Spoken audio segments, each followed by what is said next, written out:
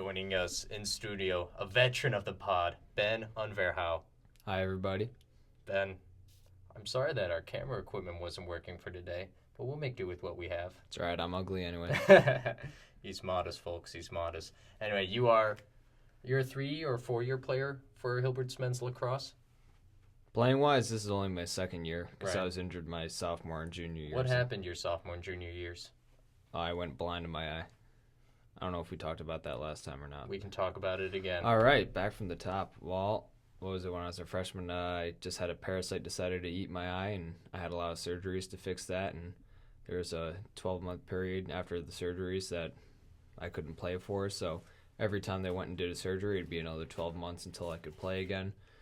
And just the way that worked out, I couldn't play again until my senior year. Was there a time during this journey that you thought, wow, I'm never going to be able to play lacrosse again? Yeah, when it first happened, pretty much every doctor I went to was like, yeah, your athletic career is over. So I was like, oh, thanks. Way to think positive. I got a lot of faith in you. What kept you from persevering through what the doctors, the experts told you, and obviously getting back out there on the field?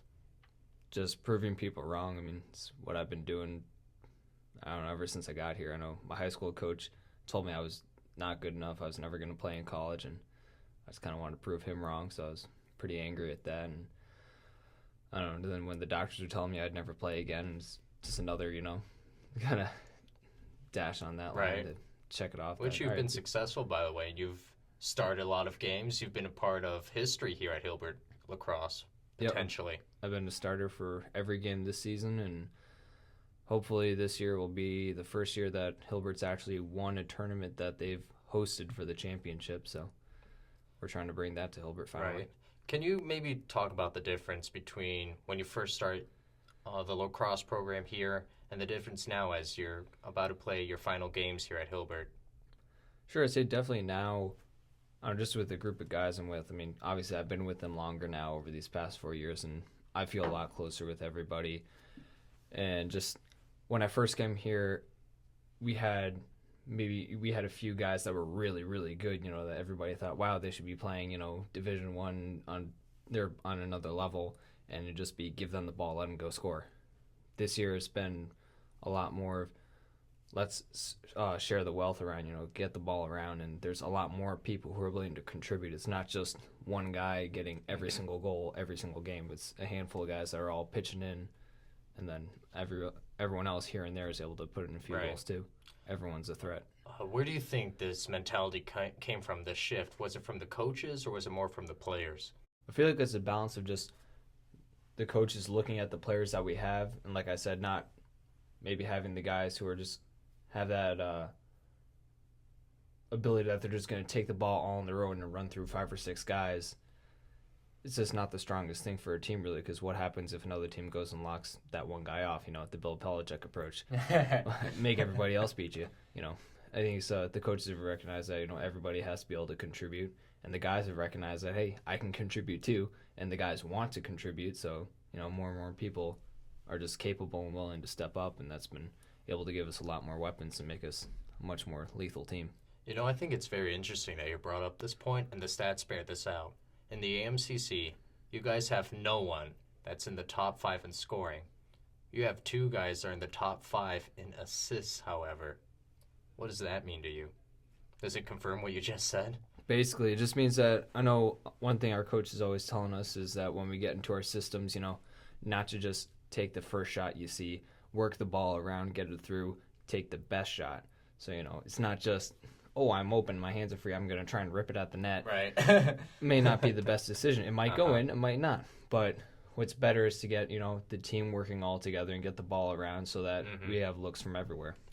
So I love this philosophy that your coach has instilled upon your team. Here's some more stats to bear it out. You guys scored 198 goals this season in the AMCC. Franciscan is second with 194. I'm not going to name the college, but the lowest one is at 60 goals. So you guys are killing teams. However, assist-wise, you guys have 127 assists. The second highest is Alfred State. They didn't even make triple digits. I mean, that's just, like I said, it's been our coaches telling us to get the ball around. It's been the guys have been a really good group of guys this year. It's much more of a family. It's not, a bunch of individuals trying to do it all by themselves. Everyone's willing to pitch in and get the ball around and work through the system. What's the future of Hilbert Lacrosse looking like? I think it's going to be pretty bright. We're graduating a lot of seniors this year. I think we have 10, I believe, that we're graduating this year, which is a lot. We also have a really good recruiting class coming in for next year's freshmen. That should be a pretty strong class. And there's a lot of returning leaders on the team, though. Like Edward Mathias will be back. Austin Good will be back. There's a lot of guys that are returning players who are contributors who are going to be able to be leaders on the team and be able to get things continuing in the right way. And then, like I said, they have a pretty good recruiting class coming in. How about your goalie situation? Because you're graduating your senior goalie. We're graduating our senior goalie. We also have Elijah Ryan's going to be here, who's still a very good goalie. We have Joey Stevenson, who's a very good goalie. And then we have some more recruits coming in that are supposed to be pretty up and coming. So you feel comfortable in that position? I mean, that's a natural flow of things that, every year as the older guys leave, newer guys are going to come in who are supposed to be able to step up and perform, and they just got to get coached up. It's the circle of life, really. Exactly. That got real deep, man. Touched my soul. What are you going to miss most about playing here, lacrosse?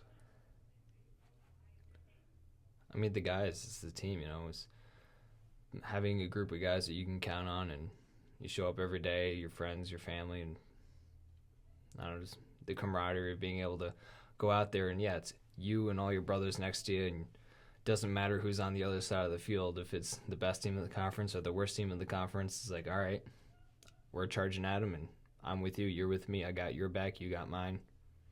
It's a brotherhood. It's a brotherhood, yeah. Yeah, I'm going to miss that. But it's not like, we're just going to drop out the face of the earth. Right. Keep in touch with each other. Right. What is life for college going to look like for you? Life after college? Ooh, well, that's a great question, Gabe. That's a big, scary world after graduation. I put off surgery, my fourth one, to fix my eye this year just because I wanted to be able to play.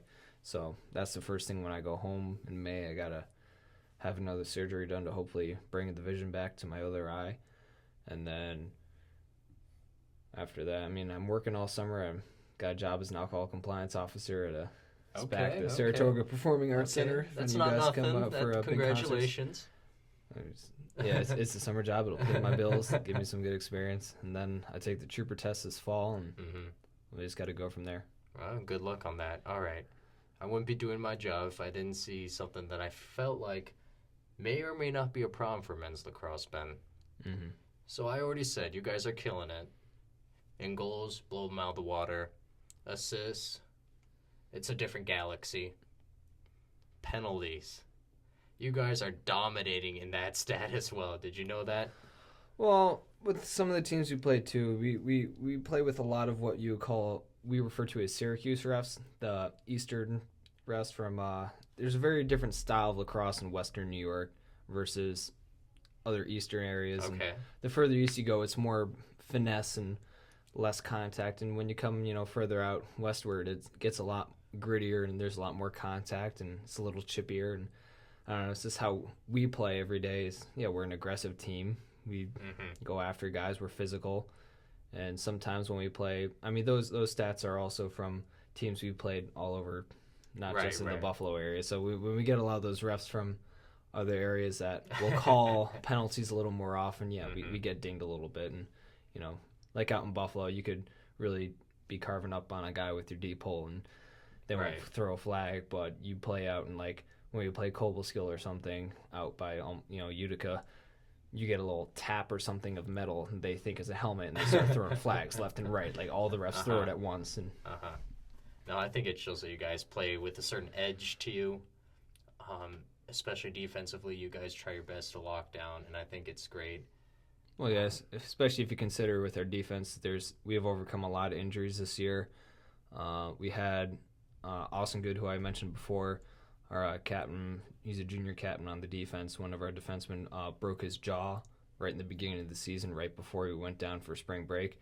So we didn't have him for all of our regular season games until that Madai game was, I believe, his first game back. So that was like almost 8% of the season he missed. And we had another defenseman, Garrett Rainer, ended up breaking a bone in his foot, so his season got cut short. There was one defenseman we had in the fall who's supposed to be an incoming freshman and I guess didn't hang around. So we were late on guys this year. There were some games where we had like one sub, I think. So not ideal. Yeah, when there's 5 guys who are healthy enough to play and you're there 4 on a field at a time for the the polls, well, we get tired. Right. So for still playing that physically, I guess, is a testament to the conditioning we've had and just being able to play as a unit. Who's the player we need to look forward to for the next year's lacrosse season? All of them. Honestly, I mean, there's a lot of guys. Like I said, with the way our team's been running, I like that. Everybody's capable. No, everybody is capable of stepping up, and everybody produces. The thing, like there might be one game where one guy goes off, another guy goes off another game. It's not one singular guy who's just getting every single goal every time. Granted, this year we did have Tyler Nikoloff, who is number 1 in the country for Division III for the longest time. I think he's at like number 3 now, but he was a guy this year who was very consistent. Kept stepping up and kept putting the ball in the net. Matt Simon was our goal leader for the team. The guys who you can just give them the ball and they'll take it to the net and they got a pretty good chance of scoring for you. But we have so many more weapons that we didn't have to just rely on them entirely the entire game. I like that answer because normally when people give that response, it's just the textbook answer. It's cliche. People are just saying it to say that, but you mean it. The stats bear it out, and so does your play style. So I think that's a great answer. One guy I would really keep an eye out for, though, would be Ryan Duffy coming back because he was our attackman who he tore his ACL after fall ball or right in the middle of fall ball, I think. Anyway, but he couldn't play this season. So, I don't know, I feel like he's going to have some of that hunger like I've had where when you have to sit out. Yeah, you can relate to that, huh? Yeah, when I had to sit out there for over 2 years watching my team and just wishing I could get back out there. Yeah, I feel like he's hungry for it. He wants it. He's been doing a lot better with his knees, been, helping out at practice with guys and just being there, being supportive and, I've seen the kid shoot still. He can still rip the ball. So all right. I'd keep an eye on him coming back. Could you maybe whisper something in his ear, getting him on the pod? Think you could do that for us here at Wormwild Podcast? I could talk to Ryan about it. I'm sure he'd love to come in and talk to him. Always willing to have new people come on the pod. Well, Ben, you have an inspirational story. The team has overcome a lot this season. When and where can we watch your final games here at Hilbert? Well, tomorrow we should be playing here at Hilbert at 5 o'clock against the Medaille Mavericks, and we should knock the snot out of them because, we hate Medaille. And Respectfully hate Medaille. I'm going to crush you. If you're listening to this, I'm coming for you. Watch out for number 13. I like to hit. And then on Sunday, after we crush Medaille, is going to be the championships against Alfred State or Franciscan. Whoever wins that game, my money's on Alfred State. But I don't see the future, so we'll see. Okay. And then that game will be at 2 o'clock at St. Francis High School because they got the turf facilities out there. They figure for the championship game they want to treat us to the nice turf field. Right down the road, too. Yeah. Yeah, okay. I don't know the address off the top of my head, but that's St. Francis High School. Google it. Yeah, come support us. Watch us bring the championship back to Hilbert. So today's Thursday. All right, so Friday, what time again? 5 o'clock tomorrow, 2 o'clock on Sunday. Be there. Support your fellow Hawks. Great day to be a Hawk. Defend the nest. This has been Ben Unverhau. Thank you for stopping by again. Anytime, Gabe.